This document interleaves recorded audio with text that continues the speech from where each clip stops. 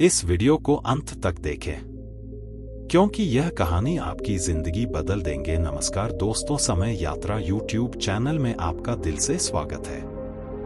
एक बार एक युवक गौतम बुद्ध के पास आया और गौतम बुद्ध से बोला कि हे बुद्ध, मेरे मन में इतने गंदे विचार क्यों आते हैं? मैं नहीं चाहता कि मेरे मन में गंदे विचार आए, पर मेरे मन में हमेशा काम वासना के विचार चलते रहते हैं और मैं इनके बारे में सोच सोचकर बहुत परेशान रहता हूँ।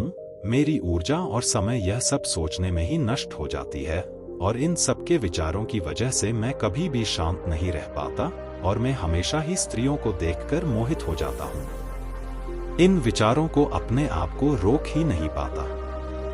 बुद्ध मुस्कुराए और उन्होंने उस युवक से पूछा, क्या तुम्हें पता है यह काम वासना होती क्या है?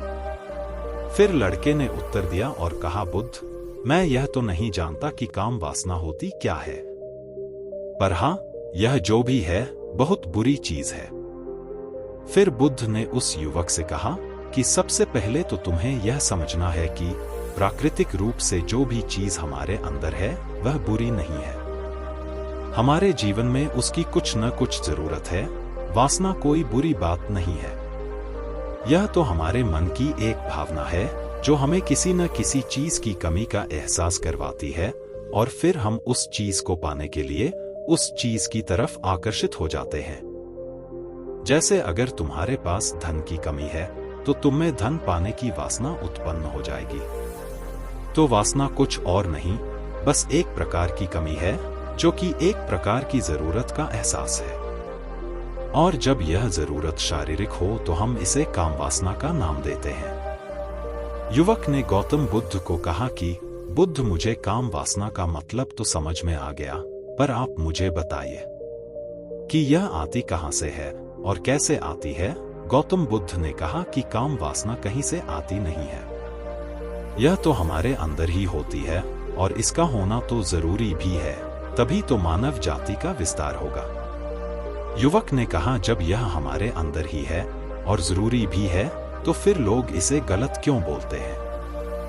बुद्ध ने कहा कि यही तो समस्या है। लोगों ने काम वासना को गलत तरीके से सोच लिया है, इसे छिपाने की, दबाने की कोशिश करते हैं। काम वासना गलत नहीं है, बल्कि काम वासना का गलत तरीके से प्रयोग करना गलत बात है। लोग जिससे प्रेम करते हैं बस उसी के लिए जीने लग जाते हैं, उसे पाना ही अपना लक्ष्य बना लेते हैं और उसी के बारे में हमेशा सोचते रहते हैं। पर यह सब गलत है। बुद्ध ने युवक से कहा, क्या तुम्हें पता है जानवरों में भी काम वासना होती है? युवक ने उत्तर दिया, बुद्ध, जानवरों में भी काम वासना होती है, क्योंकि जानवर भी तो आखिर अपनी पीढ़ी को आगे बढ़ाएंगे। बुद्ध ने कहा, तो फिर हम जानवरों की काम वासना को गलत क्यों नहीं कहते? युवक ने कहा, मुझे नहीं पता महात्मा, आप मुझे बताइए। गौतम बुद्ध ने कहा कि जानवर अपनी काम वासना का प्रयोग आनंद प्राप्ति के लिए नहीं करते, वह तो सिर्फ संतान उत्पन्न करने के लिए ही काम वासना का उपयोग करते हैं। जानवरों को प्रकृति ने इतनी समझ नहीं दी कि वह काम वासना को अपने सुख का आधार बना सके, जबकि मनुष्य अपनी समझ के बलबूते पर प्रकृति में पाई जाने वाली प्रत्येक वस्तु को अपने सुख के लिए प्रयोग करता है। हम इंसानों ने ही काम वासना को अपने सुख का साधन बना लिया है, जबकि प्रकृति ने तो हमें अपने वंश को आगे बढ़ाने के लिए दिया था, लेकिन इंसानों ने इसे अपने जीवन का परम लक्ष्य बना रखा है और इस तरह से काम वासना का भी लगाम हो जाना गलत है।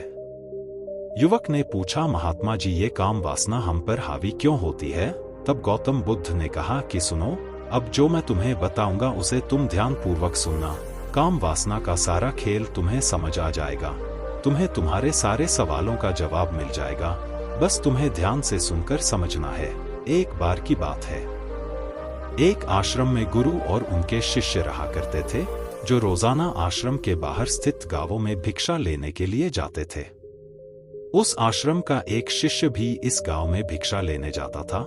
उस रास्ते में एक नदी पड़ती थी। एक दिन उसने देखा कि एक लड़का पेड़ के पीछे छिपा है। वह उस लड़के के पास गया और उससे जाकर बोला, भाई, तुम इस पेड़ के पीछे छिपकर क्या देख रहे हो? लड़के ने कहा, अरे तुझे नहीं दिख रहा कि मैं क्या देख रहा हूँ? तब शिष्य ने नदी की तरफ देखा तो वहां पर कुछ लड़कियां पानी भर रही थी। वह लड़कियां 14-15 साल की होगी। तब उसने उस लड़के से कहा, अरे भाई, वहां पर तो लड़कियां पानी भर रही है, इसमें छिप कर देखने वाली क्या बात है? तब वह लड़का शिष्य की तरफ देखकर उससे कहता है, अरे पागल, तुम्हें दिखाई नहीं दे रहा कि कैसे यह पेरियार नदी से पानी निकाल रही है? जरा उनकी अदाओं को तो देखो, उनके कोमल शरीर को देखो, उनकी पतली कमर को देखो और उनके बाल उनकी कमर पर कैसे लहरा रहे हैं, मानो सुंदरता बिखरी पड़ी हो। शिष्य ने फिर नदी की तरफ देखा और इस बार वह इसे देखता ही चला गया। उसे किसी भी बात का कोई डर नहीं था, लेकिन अब वह छिपने लगा और उन लड़कियों को देखने लगा। और जब वह छिपकर उन लड़कियों को देख रहा था, तभी अचानक अंदर से कांप गया और उसने कहा कि यह मैं क्या कर रहा हूँ? मैं जो कर रहा हूँ वह सही नहीं है, मुझे यहाँ से चले जाना चाहिए। और फिर वह जल्दी से वहां से चला गया और आश्रम पहुंच जाता है। आश्रम जाकर वह अपने कार्यों में लग गया, लेकिन जो अभी वह देखकर आया था वही उसकी आंखों के सामने बार बार आ रहा था। उसके मन में वही दृश्य चल रहा था, उसके मन में वही सब कुछ देखने के लिए लड़ाई हो रही थी। उसका किसी भी काम में मन नहीं लग रहा था। सुबह होते ही वह रोज जल्दी ही भिक्षा के लिए आश्रम से निकल जाता और उस नदी के पास वाले पेड़ के पास जाता और जहां पर वह लड़का पहले से मौजूद रहता था, उस लड़के के साथ मिलकर लड़कियों को छुप छुप कर देखता था। अब वह रोज ऐसा करने लग गया, यह उसके रोज का काम हो गया। अब उस शिष्य का मन किसी भी काम में नहीं लगता था। वह हमेशा ही किसी न किसी प्रकार के विचार में उलझा रहता है। आश्रम के कार्यों को भी ठीक ढंग से नहीं कर रहा था। ना वो ठीक से सो पाता था और ना वो ठीक से खाना खा पाता था। उसका मन बेचैन सा रहता था। उसका मन बार बार उन लड़कियों के सौंदर्य को देखने के लिए तरसता था। जब गुरु शिक्षा देते तब भी उसका मन कहीं और विचारों में खोया रहता था। गुरु ने अपने शिष्य की इन हरकतों को जान लिया था। तब एक दिन गुरु ने शिष्य को अपने पास बुलाया और कहा कि आज से मैं भी तुम्हारे साथ भिक्षा मांगने चलूंगा, तुम और मैं साथ साथ भिक्षा मांगने चलेंगे। तभी शिष्य गुरु को मना करते हुए बोला, नहीं गुरुदेव, आप परेशान क्यों हो रहे हो? मैं अकेला ही ठीक से भिक्षा मांग सकता हूँ। गुरु ने शिष्य से कहा कि ठीक है, तुम अकेले ही भिक्षा मांगने जाओ। शिष्य तुरंत वहां से भिक्षा मांगने के लिए निकल गया। उसके जाने के बाद गुरु भी आश्रम से निकल गए और शिष्य का पीछा करने लगे कि वो कहाँ जाता है, किससे मिलता है। यह सब देखने के लिए उसके पीछे पीछे चलने लगे। थोड़ी दूर जाने के बाद गुरु ने देखा कि उनका शिष्य एक लड़के के साथ एक पेड़ के पीछे अपराधी की तरह छिपा हुआ है और छिपकर कुछ देख रहा था। गुरु भी अपने शिष्य के पीछे जाकर खड़े हो गए कि आखिर उनका शिष्य क्या देख रहा है, जिसे देखने के लिए वह पेड़ के पीछे अपराधियों की तरह छिपा पड़ा है। गुरु ने देखा कि उनका शिष्य पेड़ के पीछे छुपकर लड़कियों को देख रहा था, जो कि नदी से पानी भर रही थी। तभी गुरु ने शिष्य को कहा कि तुम क्या देख रहे हो? अपने गुरु की आवाज सुनकर वह शिष्य घबरा गया और उसके पसीने छूटने लगे। वह थरथर कांपने लगा, जैसे किसी चोर को चोरी करते समय रंगे हाथों पकड़ लिया हो। उसकी हालत खराब हो गई। वो कुछ भी नहीं बोल रहा था। उसके मुंह से कुछ टूटे फूटे शब्द भी बाहर निकल रहे थे। वह अपने गुरु से नजर भी नहीं मिला पा रहा था। गुरु ने की तरफ देखा और कहा कि मेरा शिष्य तो निडर था, उसे तो किसी भी चीज का डर नहीं था, लेकिन यह क्या, तुम तो डर के मारे कांप रहे हो। शिष्य ने गुरु से कहा कि मुझे माफ कर दो गुरुदेव, मेरा इसमें कोई दोष नहीं है। उस लड़के ने मुझे बहका दिया था, लेकिन आपसे मैं वादा करता हूं कि आज के बाद मैं ऐसा कभी दोबारा नहीं करूंगा। मुझे माफ कर दो गुरुदेव। गुरु ने शिष्य से कहा कि कोई बात नहीं, पर इस बात का तुम ध्यान रखना कि हम जैसी संगति करते हैं वैसा ही फल हमें प्राप्त होता है। उसके विचार हमारे अंदर प्रवेश करते हैं, इसीलिए अच्छी संगति करो जिससे तुम्हारे अंदर अच्छे विचारों का प्रवेश हो। फिर गुरु और शिष्य आश्रम लौट आए और फिर से आश्रम के कार्यों पर ध्यान देने लगे। उसने उस रास्ते को छोड़ दिया और दूसरे रास्ते से जाने लगा।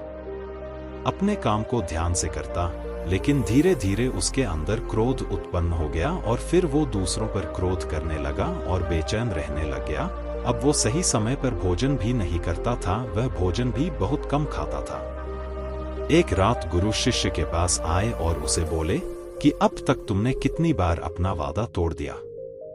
यह सुनकर शिष्य अपने गुरु के चरणों में गिर गया और रोने लगा। रोते रोते ही उसने गुरु से कहा कि गुरुदेव, मैं कई बार अपना वादा तोड़ चुका हूँ, फिर वादा कर लेता, लेकिन हर बार मैं वादा तोड़ देता हूँ। मेरा मन मेरे नियंत्रण में ही नहीं।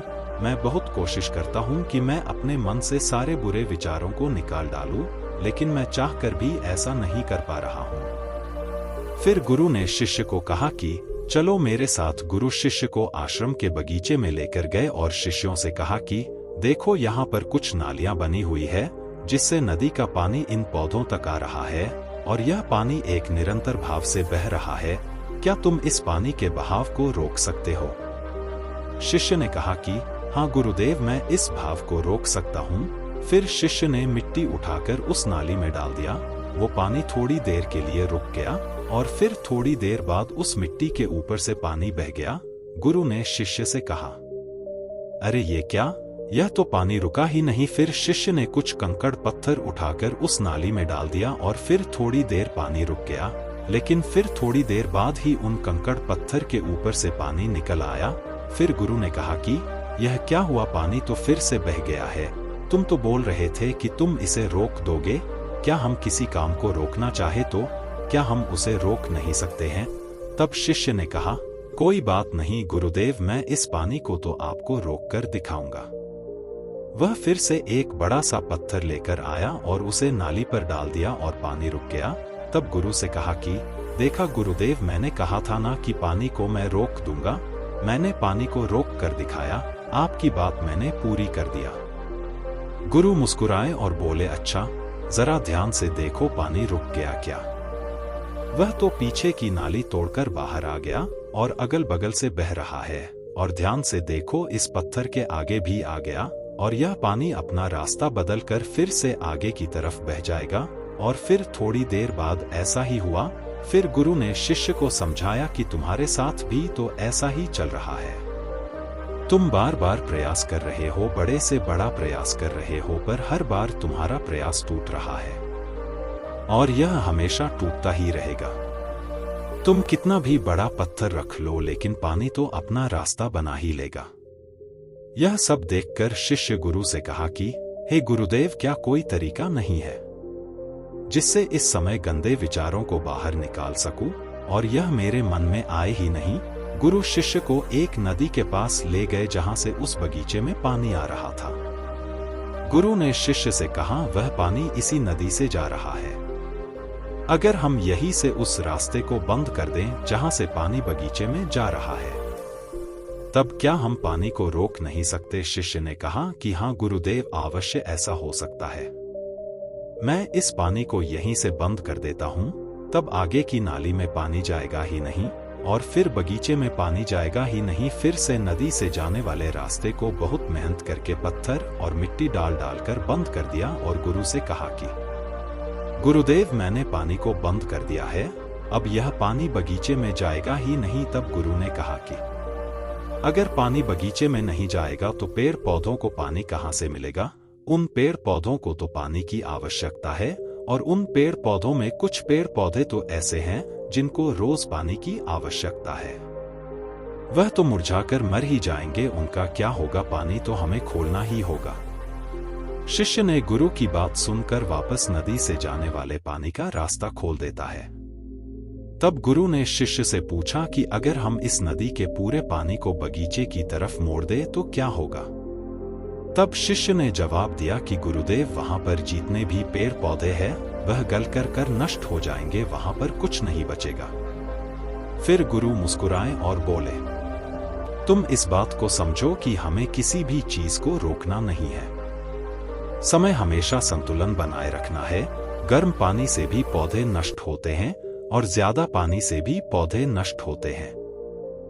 हमारा जीवन संतुलन से ही चलता है। गुरु ने शिष्य से कहा कि अगर मैं तुम्हें कहूं कि तुम आम के बारे में मत सोचो तो तुम्हारे मन में सबसे पहले किसका चित्र आएगा?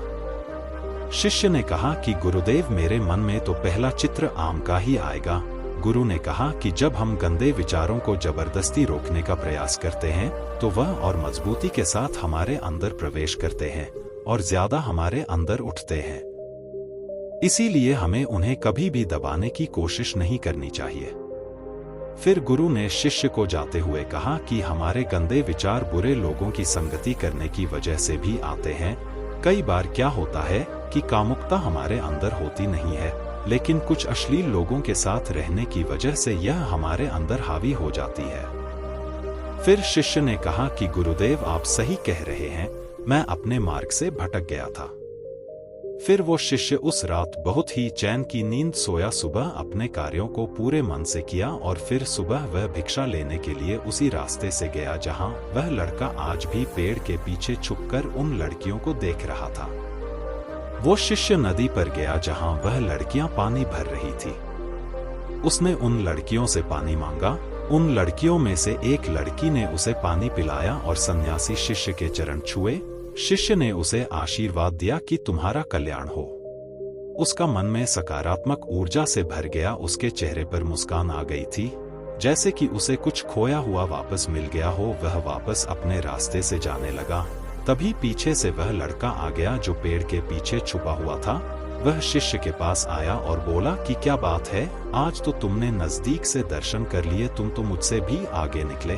तब शिष्य ने कहा कि हम हमेशा दूसरे के दर्शन करने में ही व्यस्त रहते हैं, अपने दर्शन कर ही नहीं पाते हैं।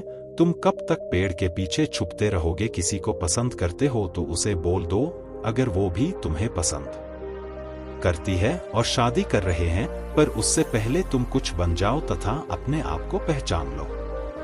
ऐसे अपना समय बर्बाद मत करो। फिर वह लड़का रोज उससे मिलने लगा और उस लड़के ने नदी पर जाना छोड़ दिया और फिर वह लड़का अपने जीवन में कुछ बनने के लिए संघर्ष करने लगा। तो तुमने देखा संगति का असर क्या होता है। अपनी संगति बदलो, अपने विचार बदलो। बुद्ध ने युवक से पूछा कि क्या तुम्हें तुम्हारे सारे सवालों का जवाब मिल गया? तब युवक ने कहा कि हाँ महात्मा जी, आपका बहुत बहुत धन्यवाद। तब गौतम बुद्ध ने युवक से कहा कि जब तुम्हारे मन में गंदे विचार आएगा तब आप अपने आप को दोषी मत मानना। यह शरीर है और यह सब इसमें हजारों वर्षों से सीखा है। यह केवल तुम्हारे सोच लेने से, शपथ लेने से यह टूटने वाला नहीं है, लेकिन तुम्हारे पास वह शक्ति है और वह ऊर्जा है जिसका तुम्हें संतुलन बनाए रखने के लिए उपयोग करना चाहिए। दोस्तों, आज की ये कहानी आपको कैसी लगी हमें कमेंट बॉक्स में जरूर बताएं और चैनल पर नए हो तो चैनल को लाइक, सब्सक्राइब अवश्य करें।